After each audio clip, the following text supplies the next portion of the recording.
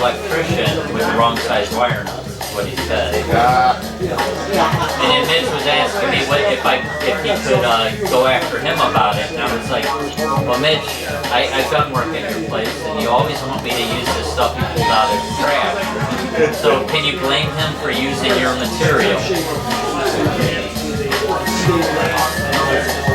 He's like, well, if he used the wrong size wire nuts, I'm like, well, you paving the wire nuts seam. Whose fault is it?